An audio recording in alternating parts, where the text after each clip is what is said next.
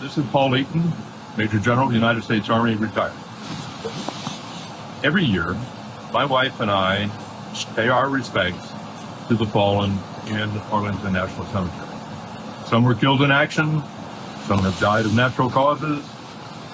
It's a very emotive time for us. My father, Colonel Norman Eaton, and his co-pilot, Lieutenant Colonel Paul Getchell, commingled remains are in Section 60. The remains of Lieutenant Ken Ballard, dear son of a close friend, Karen Meredith, are in Section 60. We have stood next to people crying, paying their respects to their sons, daughters, fathers.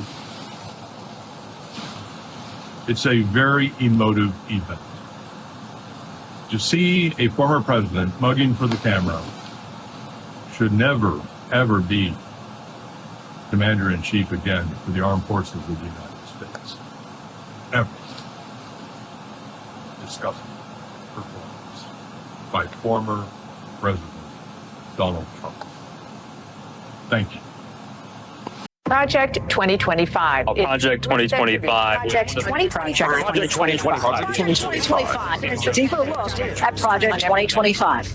You've probably heard about Project 2025, the 900-page manifesto drawn up by Donald Trump's MAGA allies to radically remake our country. It's worth knowing about as you think about your vote, because this election is not just a choice of candidates. It's really a choice of the kind of country you would like to live in. Project 2025 is the MAGA Republican playbook to go around the Constitution, the Congress, and the courts to take total control of our government, using it to enforce their ideology on our lives. The thing is, it's eminently doable. They've been planning this for years, and we'll be ready to go on day one should Donald Trump be elected. Let's look a little deeper at a section that's been overlooked in the media. Their plan to radically remake our military. If one were to write a credible roadmap to transform our democracy into a dictatorship, this is what it would look like.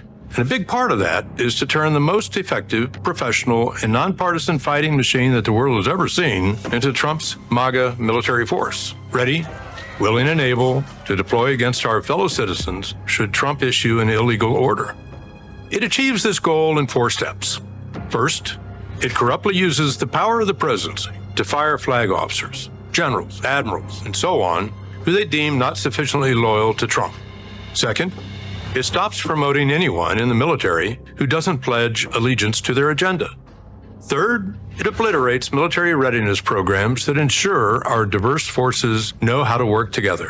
Fourth, it actively recruits troops who may have been targeted for radicalization by white supremacists. And then, it enables the use of the Insurrection Act to deploy the military inside the country against political opponents, protesters, or just about anyone Donald Trump chooses. That's a lot. So let's walk through it. The first step in creating a military that is loyal to Trump and carries out whatever order Trump gives, legal or not, is to remove all obstacles at the top. That means clearing out generals, admirals, and others who would refuse to carry out illegal orders in accordance with the Constitution. Trump himself has made it clear.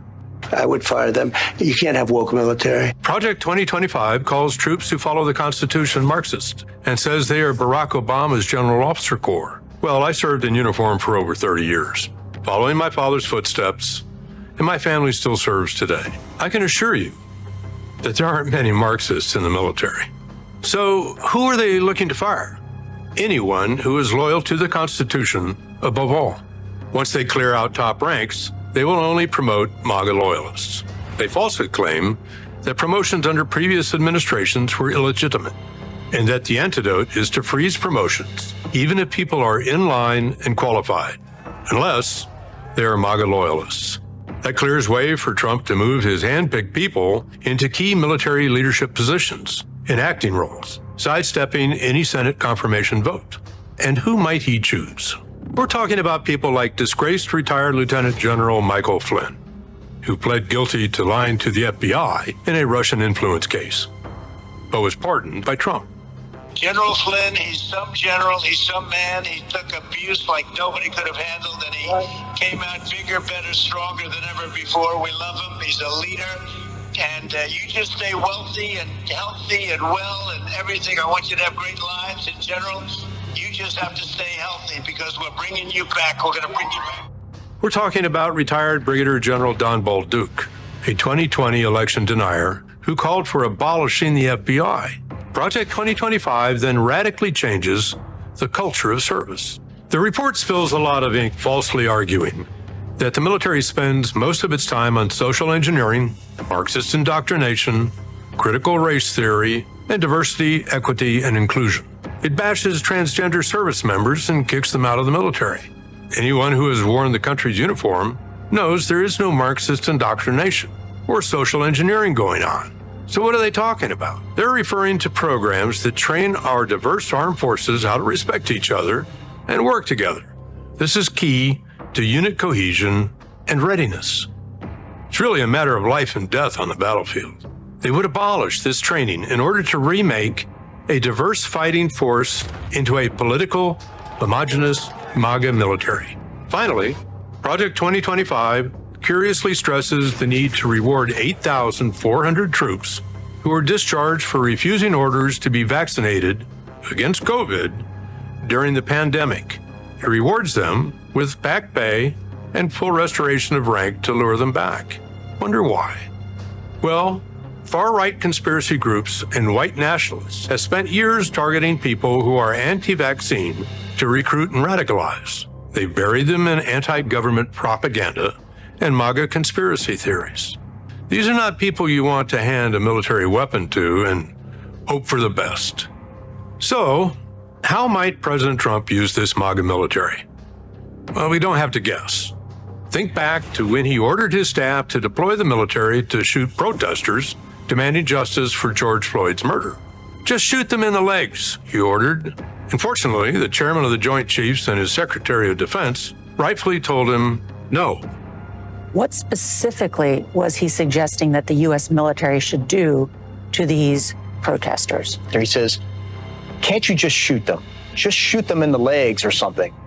And he's suggesting that that's what we should do, that we should bring in the troops and shoot the protesters. Donald Trump learned that when people are loyal to the rule of law and the U.S. Constitution, they can stop him. He won't make that mistake again. Project 2025's own architect has warned us that violence may be used against anyone who gets in their way. We are going to win. We're in the process of taking this country back. We are in the process of the Second American Revolution, which will remain bloodless if the left allows it to be. From shooting Americans in the street if they protest, to sending the military door to door looking for immigrants to round up, to putting troops into domestic law enforcement roles akin to martial law, Project 2025 would empower all of Trump's worst instincts. The good news is the choice is in our hands. Your vote this fall makes the difference. And it's not just about the top of the ticket. We need to vote for candidates up and down the ballot who will block Project 2025 from ever becoming our nightmare reality. And we need to talk about it with friends, family, and neighbors. That's how we hold fast to an America where democracy rings free, where the people rule and the elected serve, where the government values our rights and protects our freedoms. And an America that continues to say, if you're willing and able to serve, there is a place for you in our armed forces.